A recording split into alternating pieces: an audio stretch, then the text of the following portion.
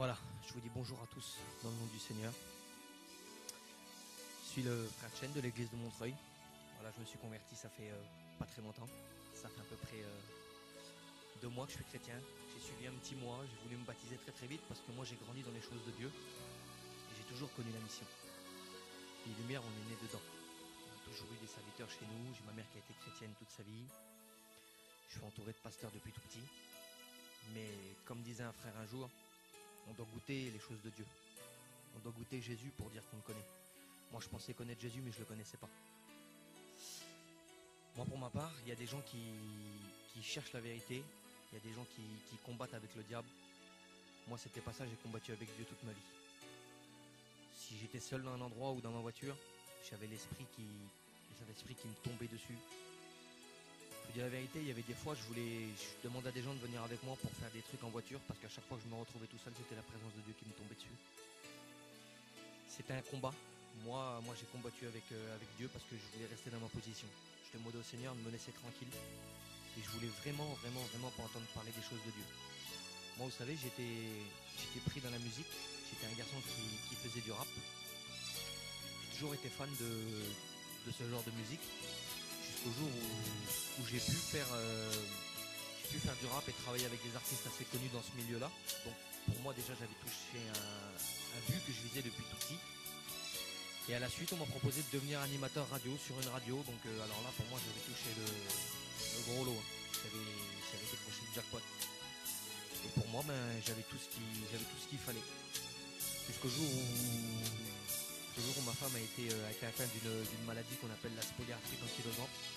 Et là j'avais vraiment compris que c'est vrai que dans la vie ça tient pas grand chose. Parce que quand je la poussais en fauteuil roulant, c'était difficile pour moi d'accepter ça. Et à ce moment-là, le Seigneur commençait à travailler mon cœur bien longtemps avant ça. Parce qu'il y a eu des guérisons chez moi. Il y a eu ma mère qui a été guérie, qui devrait plus être là aujourd'hui.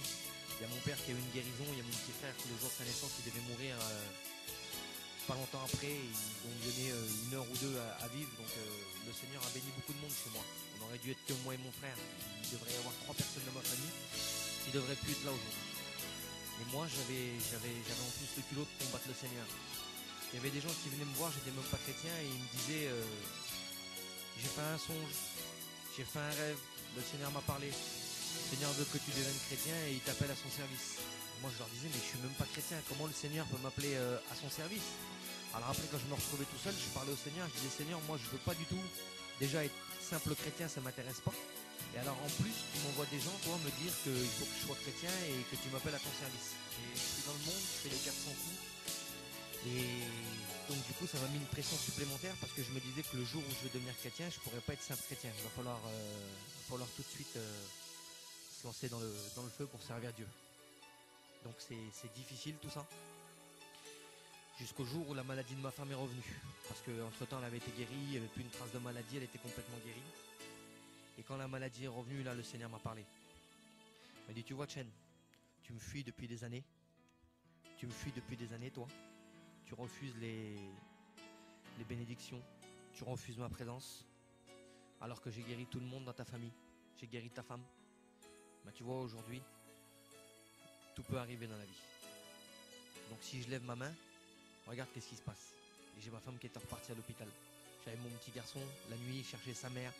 Ça m'a vraiment fait mal. Je me suis vraiment rendu compte que la main du Seigneur, elle a été sur moi depuis de tout petit jusqu'à aujourd'hui. Donc j'ai dit, je me suis approché petit à petit des réunions et j'avais honte devant le Seigneur parce que je me suis vraiment rendu compte que je l'avais fui toute ma vie. Donc j'ai laissé toute ma musique.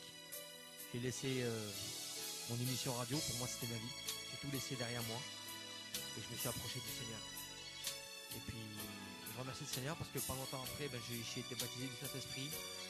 J'ai eu ma confirmation à mon appel pour servir le Seigneur. Ce ne sera pas pour tout de suite, mais au moins maintenant je sais c'est confirmé. Et puis je vous dis franchement, je suis l'homme le plus heureux du monde depuis que je suis chrétien. Parce que je ne dormais pas en paix. Et aujourd'hui, que j'aille de l'argent, que j'aille pas d'argent, que se passer n'importe quoi autour de moi, je suis l'homme le plus heureux du monde. Et ça, si vous n'avez pas connu le Seigneur, ou si vous entendez parler de Dieu et que vous faites comme moi, que vous voulez rester dans vos positions et que vous savez que c'est la vérité, arrêtez ça tout de suite. Tournez-vous vers le Seigneur parce que moi, si j'avais su, je me serais mis chrétien à l'âge de 15 ans, 14 ans, tout jeune, s'il n'avait pas vu. Je fuis le Seigneur depuis cet âge-là. faut éviter de fuir le Seigneur, parce que sans lui, on n'a pas de vie. Le Seigneur, il dit, je suis le chemin, la vérité et la vie. Alors moi, j'ai choisi d'emprunter le chemin pour connaître la vérité et avoir la vie éternelle. Que le Seigneur vous bénisse.